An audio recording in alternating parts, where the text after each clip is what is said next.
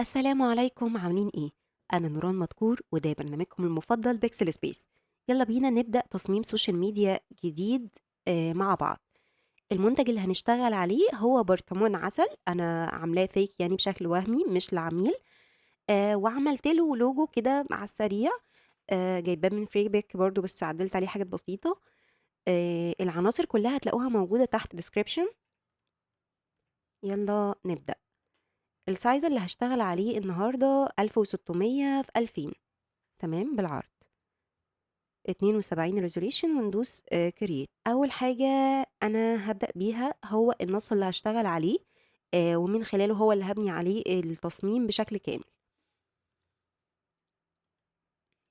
أنا هنا خليت ChatGPT يساعدني في تخيل الجملة والتصميم، وبالفعل وصلت للجملة دي لو دقت مش هتبطل. تمام، وتحت هنكتب عسل طبيعي 100%.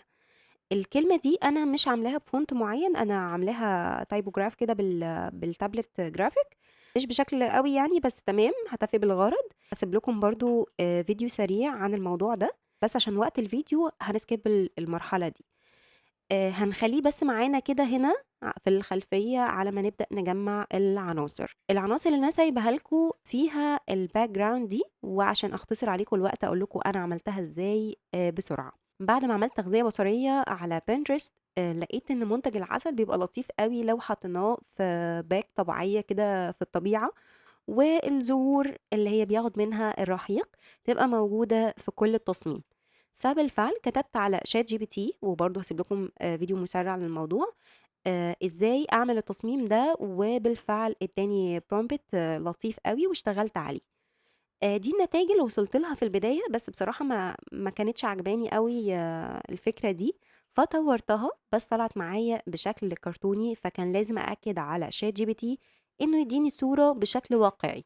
تمام، وبالفعل بدأ يطلع لي الصور اللي أنا عايزاها بشكل واقعي، وجربت أكتر من موديل هنا وطلع لي في الآخر الصورة دي اللي أنا اشتغلت عليها وعملت لها اب سكيل، ووريتكم ازاي تعملوا اب سكيل، وفي برنامج هنزله اليومين دول للاب سكيل مجاني. الصورة بعد ما اتعمل لها اب سكيل بقت بالشكل ده، فاحنا هنكبر زي ما احنا عايزين لانها 2K. الحاجة التانية اللي هنضيفها جوه التصميم بتاعنا البرطمان اللي هنشتغل عليه. تقدروا طبعا تشتغلوا على اي برطمان، ده برضو عاملاه عن طريق بريبيك برضو ببرومت جايباه من شات جي بي تي. تخيلت البرطمان انه يبقى الشكل بتاع الخلية دي وكتبت كده وبالفعل طلع لي تمام، واكدت عليه ان ما يبقاش فيه غطا موجود فوق البرطمان. واللوجو اللي احنا جبناه برضو من فري باك، تقدروا تجيبوا اي لوجو او تعملوا اي لوجو بنفسكم وتحطوه بس بالشكل ده كده على البرطمان، وتمام كده المهمة انتهت. نبدأ نوسطن البرطمان بالشكل ده، انا عايزة اكبره بس شوية. تمام قوي. انا هنا حابة ان انا اشتغل على البرطمان الاول قبل ما اضيف باقي العناصر. البرطمان هنا الإضاءة بتاعته عكس الخلفية بتاعتنا، يعني الشمس هنا جاية من الشمال، والبرطمان الإضاءة على اليمين، فاحنا لازم نعكس الموضوع ده. نعمله ازاي؟ هقول لكم بمنتهى البساطة. هتضغطوا دبل كليك على البرطمان اللي انا سايبه لكم، هيفتح معاكم السمارت اوبجكت. تبدأوا بقى تعملوا فليب من هنا كده، بحيث ان الإضاءة تبقى جاية من الشمال، واللوجو زي ما هو كده ما اتحركش. دوسوا كنترول اس. تمام، عملنا سيف. اصبح عندنا كده الاضاءة مظبوطة. تمام. اول حاجة هنعملها هنا هنشتغل على الاضاءة والظل. في الفيديو اللي فات انا وريتكم طريقة سريعة اللي هي عن طريق البراش ازاي نعمل كونتور للبرطمان، ندي اضاءة وظل. بس المرة دي هعلمكم طريقة تانية وبرضو سهلة. بتختاروا من هنا. تمام. بتختاروا الكيرفس وبتعملوا لها كليبنج ماسك. تمام زي كده. دي احنا هنكتب عليها مثلا ظل. تمام، ونعمل منها نسخة كمان، سواء ان احنا نسحبها كده، عملنا نسخة اهو، وهيطلع معانا برضو نسخة تانية هنعمل لها كليبنج ماسك. الصفحة البيضة دي هفهمكم هنعمل فيها ايه، بس خليها زي ما هي كده في البداية. نضغط على الظل ونخليه لتحت. تمام، الكيرف كده لتحت هيدينا الشكل المحروق ده اللي هو البيرن. تمام، كأن المنتج محروق، فاحنا عايزينه زي ما هو كده، ما تقلقوش من اللي هيحصل. وفي الصفحة البيضا تدوسوا عليها بالشكل ده كده، وكنترول اي. تمام، كنترول اي هيعكس الماسك، فبالتالي لما نيجي نشتغل عليه هنشتغل على اماكن معينة للظل، مش هيبقى المنتج كله عليه ظل وبعد كده نمسح، لا ده الصح. تمام. عندنا النسخة التانية هنخليها مثلا إضاءة. تمام، الإضاءة دي برضو نفس الكلام، هنيجي عند الكيرف هنا ونخليه لفوق بالشكل ده كده، تقريبا كده مناسب، كده مناسب قوي. الشكل بقى السطوع الأوفر ده احنا هنقلله ازاي؟ زي ما احنا اتفقنا، هندوس على الصفحة البيضاء والكنترول اي، هنعكس الماسك. تمام لحد كده؟ تمام. نشتغل ازاي بقى؟ ممكن نبدأ بالظل الأول، ونبدأ بالبراش بتاعتنا العادية. تمام، اختار السايز المناسب، ما يبقاش برضو كبير قوي ولا صغير قوي. تمام أوي. نبدأ بقى نحدد أماكن الظل، بس نعمل اكس الأول عشان نعكس اللون. احنا هنشتغل باللون الأبيض مش باللون الأسود، تمام، عشان احنا عاكسين الماسك. هنا هنبدأ في الاتجاهات اللي احنا عايزين فيها الحرق أو الظل يبقى باين قوي، يبقى بالشكل ده. ما تقلقوش من شكل المنتج بالشكل ده، لأن احنا لسه هنخففه يعني. تمام أوي. كده إحنا رسمنا أول خطوة في الretouch بتاع المنتج. كده حاجة سريعة يعني. الإضاءة عندنا برضه هنضغط على الصفحة السودا بتاعتنا دي وبالبراش برضه البيضا. تمام. هنبدأ عكس المكان. هنا الشمس جاية من الاتجاه ده، فطبيعي تبقى ضاربة في البرطمان هنا في إضاءة أزيد بكتير من الاتجاه اللي ما فيهوش شمس. فبالتالي بمنتهى البساطة برضه هنمشي بالبراش بتاعتنا بالشكل ده. ممكن نعزز اللون اكتر، ان احنا نفضل نحدد. وعايزه الاضاءه برضو تبقى جايه من فوق على البرطمان بالشكل ده. شايفين ريتاتش بربع جنيه يعني، منتهى البساطه اهو. تمام قوي كده. نعمل بقى نحل مشكله الوضوح بتاع اللاين من هنا ومن هنا ازاي. واحنا دايسين على الاضاءه من هنا وعلى الصفحه السوداء اللي احنا اشتغلنا عليها، هندوس على فيزر من هنا ونسحب شويه. تمام. نفضل نسحب كده لحد ما نلاقي ان الحاجة اندمجت مع المنتج بالشكل ده. شايفين فرق؟ شايفين قبل وبعد؟ تمام. نفس الموضوع في الظل، هندوس على الصفحة السوداء وهنبدأ من فيزر من هنا ونبدأ نسحبها شوية لحد ما شكلها يبقى واقعي اكتر. تمام أوي. لو حاسين ان اللون طاغي وواضح قوي ان محروق، فاحنا هنعمل ايه؟ من الاوباسيتي ممكن تتقلل او من الفيل عادي. تمام. نقلل من هنا شوية. عايزة اوريكم الفرق قبل وبعد. ده المنتج من غير اي ريتاتش، وده المنتج بعد ريتاتش خفيف جدا ما خدش مننا ثواني. تمام قوي. احنا هنا حابين نعمل اضاءة للمكان اللي هو الستاند اللي موجود عليه البرطمان، فهنعمله ازاي؟ بمنتهى البساطة. شايفين اللون الاصفر اللي في البرطمان اللي هو الضارب فيه الشمس؟ هنضغط عليه بالشكل ده وندوس على اوكي. نعمل تحت البرطمان من هنا نعمل لير جديد. تمام، اهو لير عادي جدا. وبالبراش بتاعتنا تأكدوا انها 100%، نضغط على اي مكان في الخلفية. اهي النقطة بتاعتنا بقت موجودة. تمام قوي. هنضغط عليها بالشكل ده. تمام كده. وشيفت، نفضل ضاغطين، هيتضغط معانا بالشكل البسيط قوي ده اهو. نبدأ بقى هنا نقلل من الفيل بتاعنا شوية عشان الإضاءة تبقى تمام، ونغير المود بتاعها. color dodge ده تمام، ممكن نستخدمه. تمام قوي. حابين بقى نعمل ظل بسيط قوي للمنتج. فهنعمل ازاي؟ البراش بتاعتنا برضو العادية، نيو لاير من هنا. تمام قوي. ونختار اللون البني. انا مش بشتغل بالشادو الاسود غير في حالات معينة. تمام. اللون البني اهو. برضو نفس الحركة اللي عملناها في التصميم اللي فات، لو ما كنتوا شفتوه ارجعوا له تاني. هسيب لكم اللينك تحت. ندوس على وورب من هنا ونبدأ بالماوس نضغطه لجوه. تمام كده. بعدها هندوس انتر، ندوس من فوق هنا كده ونضغطه بالشيفت لتحت. تمام. اصبح معانا شادو خفيف أوي، أوي وبمنتهى البساطة. هنعمله عكس اتجاه الشمس، الشمس ضاربة من هنا، فالظل هيبقى واضح من هنا، من الاتجاه ده.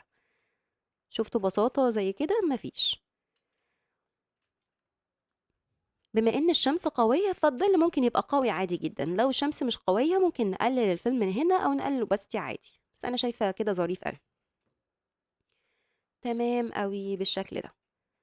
ما تنسوش تعملوا save للproject عشان ما يطيرش مننا. تمام، تمام كده.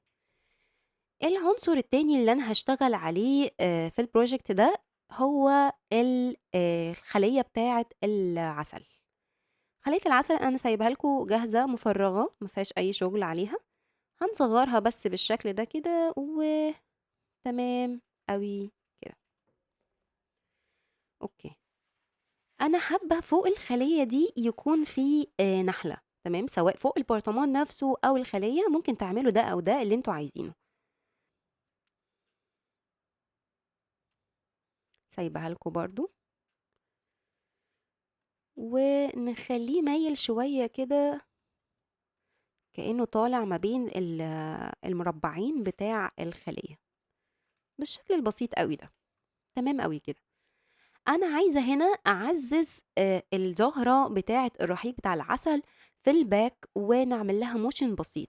فهنعمل ده إزاي؟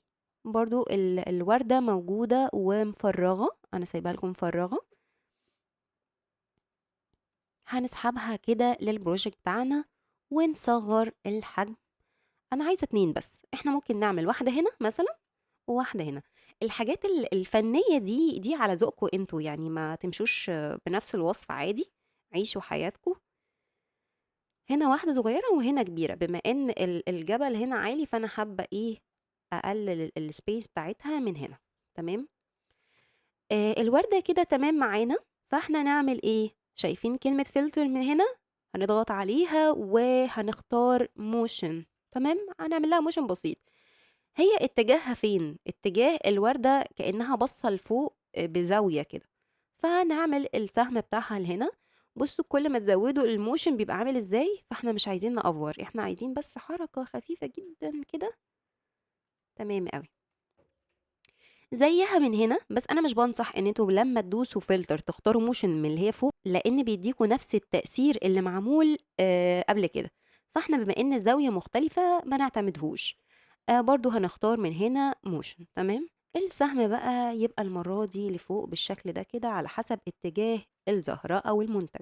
المنتج هنا التصميم هنا ابتدى يبان. بس أنا باحب دايمًا زي ما إحنا متفقين التصميم يبقى فيه عمق شوية من الخلفية عشان أبدأ بس أتخيل التصميم. فإحنا بنعمله إزاي؟ أنتم عارفين new layer من هنا، بعدها بالbrush بتاعتنا بمنتهى البساطة هنختار من الbackground أغمق لون موجود، هو أغمق لون الدرجة البني الأخضر الغامق عذرًا. بالbrush بتاعتنا نكبرها بس شوية ونبدأ بس إيه نعمل حركتين بسيطة، بصوا يعني شخبطة أطفال والله، يعني عادي خالص أهو. ومن filter هنعمل Gaussian blur من هنا بس الموضوع بسيط، بس كده. أنا باعمل الحركة دي ليه؟ قُلتها قبل كده وهاقولها تاني، أنا باحب في التصاميم تبقى الfocus كلّه على المنتج وعلى الجملة. الbackground لو فيها تفاصيل كتير زي هنا مثلًا فيها زهور كتير ولون أخضر over، فإحنا بنقلل من حدة التصميم بالطريقة البسيطة دي، يعني في طرق كتير صعبة عن دي، بس دي أسهل حاجة. تمام أوي كده. إيه الحاجة اللي هنشتغل عليها كمان، أنا عايزة يبقى في نحل من هنا ومن هنا. تمام أوي كده، أنا لقيت النحلة هنا لأ نغيّرها ما تبقاش نفس النحلة عادي جدًا، جبتها برضه من freepic هاسيبها لكم بالشكل الصغنن أوي ده تبقى في المكان ده. تمام أوي. أنا حابة في البرطمان من فوق يبقى في زي معلقة فيها عسل. تمام أوي بالشكل ده. أنا حابة بقى أقسمها نصين عشان يبقى النقطة دي كأنها ورا البرطمان مش يعني جواه يعني. فأنا قسمتها عادي جدا وخليتها جوه البرطمان إنها يعني تحتها مش فوقها. فعشان نبين الفرق التباين بتاع الألوان هنعمل ايه، احنا هنا الخلفية بتاعتنا على لبني شوية أو أزرق شوية، فالبرطمان هنا واخد الضي الأصفر لأن البرطمان ده كان على خلفية أصلا صفرة. فبالتالي لازم نعدل اللون. هنعمل ده ازاي؟ شايفين هنا ما بين الظل والبرطمان اللي احنا عاملينه، هنضغط بس نيو لاير من هنا، وهنجيب البراش بتاعتنا ونختار لون الباك جراوند بتاعتنا اللي هي في نفس محاذاة المكان اللي هنشتغل عليه. تمام، فاحنا هنشتغل على ده، فاللون بتاعنا ده. البراش بتاعتنا العادية اللي احنا معذبينها معانا من الجنبين بالشكل ده كده، هنمشي بس ايه، يعني والله مفيش اسهل من كده. نبدأ بس نقلل اللون ونبدأ نلعب بقى في المود للدرجة اللي تعجبنا. انا هنا حاسة انها لطيفة قوي، يعني شوفوا الفرق قبل وبعد.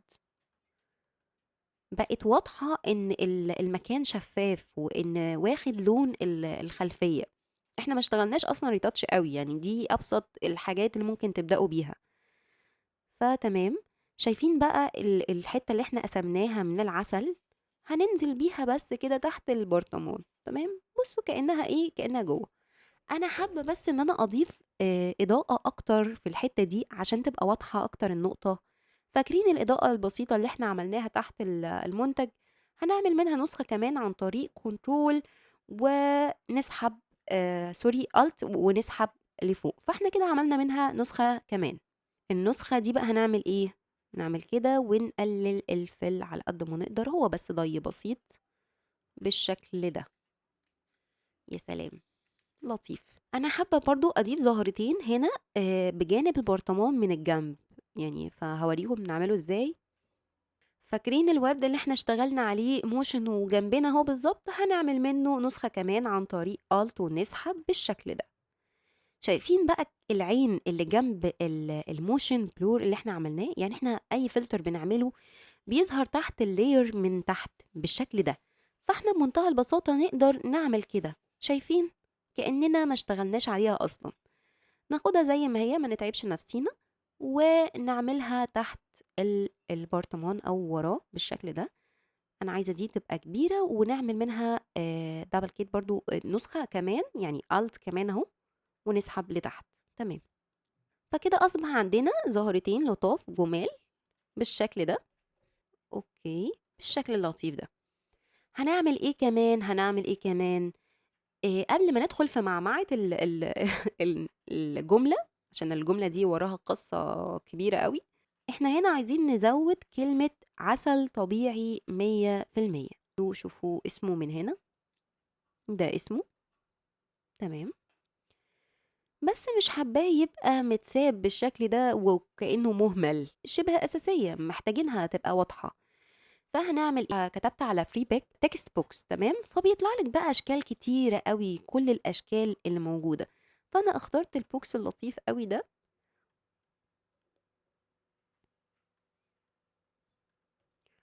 وهو ما كانش عليه الباترن اللي هو بتاعت الخلية العسل، جبتها برضو من فري باك عادي جدا وحطيتها، وانا سايبها لكم موجوده جاهزه، يعني مش هتتعبوا نفسيكم خالص. تمام قوي، تبقى بالشكل ده كده. شايفين بقى الإضاءة اللطيفة دي؟ تاني هنعمل منها نسخة كمان عن طريق Alt ونسحب بالشكل ده، نخليها فوق البوكس بتاع التكست بالشكل ده كده، ونضغطها لتحت، نقلل الفل شوية. تمام أوي، مفيش أبسط من كده. أنا هنا حابة أضيف اللوجو بتاعي، وحابة كمان أضيف ورقة الشجر من الاتجاه ده. تمام، فأي ورقة شجر عادية من فري باك، الموضوع ما مش متعقد خالص أهو. وكمان الشعار بتاعنا بس كده. عايزين نعمل ايه كمان هنا؟ احنا كده يعتبر خلاص بنفنش، مش باقي غير بس في الاخر هنعمل فلتر للتصميم. الجملة دي تتعمل ازاي؟ انا زي ما قلت لكم ده مش فونت، ده مكتوب بخط ايدي. فهنعمل ده ازاي؟ انا سايبه لكم فايل للالستريتور. الفايل ده فيه التكست افكت، تمام. بتدوسوا عليه، بتفتحوه عادي جدا على الالستريتور، هيطلع معاكم بالشكل اللطيف الظريف ده. الفيديو اللي فات اتكلمنا عن ازاي نستخدم الجرافيك ستايل من هنا، تمام. ولو مش موجودة هنا بنعملها منين؟ على السريع كده ويندو، وبنختار جرافيك ستايل من هنا عشان تظهر لنا بالشكل ده. بمجرد ما نفتح الفايل هتلاقوا الستايل موجود. لو ما ظهرش قدامكم من هنا هتضغطوا على الكلمة اللي عليها الإفكت اللي انتوا عايزينه، ومن البلاس دي من الزائد هنا بتضغطوا عليه. تمام، هتطلع لكم كده. نعمل ايه بقى في الجملة بتاعتنا؟ انا كتبت الجملة بتاعتي زي ما قلت لكم بخط ايدي، وبعد ما كتبتها عملت لها كويك اكسبورت من هنا من PNG، فهتطلع لك بقى على المكان اللي انت بتحفظ فيه الصور. انا مثلا حافظه على الديسك توب، هتطلع لك ايه PNG. فبعد ما تطلع لك PNG هنعمل ايه؟ سواء هتستخدم بقى فونت عادي او هتكتب زي ما انا كاتبه كده. تمام. هيطلع معانا بالشكل ده. نحل المشكله من هنا ازاي؟ شايفين الاميكريس من هنا؟ بندوس عليها فهتتحول باللون الاسود ده. نعمل expand من هنا، وبالعصاية السحرية دي نضغط على هنا. خلاص ده كده ايه الموضوع تمام. ناخد بقى الافكت اللي احنا عاملينه ده ازاي. احنا واخدين محددين كل حاجة اهو، مش سايبين حاجة مش محددينها، ونضغط كده بس. الموضوع بسيط ازاي، نكبر بس شوية وبس كده الموضوع خلاص تم. بس عشان البروجكت تقيل. تمام قوي. تمام بالشكل ده. عايزين بس الإضاءة تبقى زايدة من هنا من عند البوكس زي ما احنا عملنا من شوية. تمام، بس هو ما تسيفش عندي بالشكل ده. وهناخد منها نسخة كمان عن طريق الالت ونسحب لفوق ونخليها أقل شوية كده في العرض يعني، ونسحبها بالشكل ده تحت الكلمة ونقلل الفل من هنا. تدي بس ايه كده ايه نضيل الكلمة. تمام، احنا كده خلصنا اخر خطوة، ودي اختيارية زي ما انتوا عايزين. زي ما احنا اتعودنا برضو نعمل سيلكت على كل اللايرز اللي احنا اشتغلنا عليها، وكنترول جي نعمل منه نسخة كمان عن طريق ان احنا نسحب لتحت كده. فهيطلع معانا نسختين. النسخة الاولى دي اللي هي الاساسية بتاعتنا خليها زي ما هي عشان نقارن، والنسخة التانية دي هنعملها سمارت اوبجكت من هنا. واخر مرحلة هي الكاميرا رو فلتر. زي ما احنا اتفقنا دي بس حاجة اختيارية، بنحب ندلع التصميم مش اكتر. انا بنزل على اخر حاجة وبعمل هنا زي شادو. شايفين الشادو اللي في الحواف اللي في الزوايا بيزيد ازاي؟ انا بحب ده في التصميم. تمام، فهضيفه. والشاربنج من هنا هنختار انا عايزاها لايت. تمام، فبتعمل زي كده ايه افكت نقط بسيطة كده في التصميم بتعجبني. ونفضل نقلب لحد ما نلاقي فلتر يعجبنا. وتمام يعني الحاجة دي على حسب ذوقكم. انا عشان وقت الفيديو هسكيب المرحلة دي، بس انتوا فهمتوا يعني المبدأ.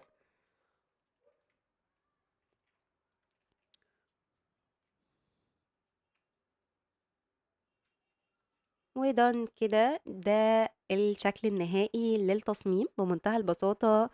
وتقدروا تبدأوا تنفذوه. تبعتولي عشان اقول لكم لو في اي ملاحظات. شكرا قوي انكم كملتوا الفيديو للاخر. ما تنسوش تضغطوا على لايك وتشتركوا في القناة عشان يوصلكم كل جديد.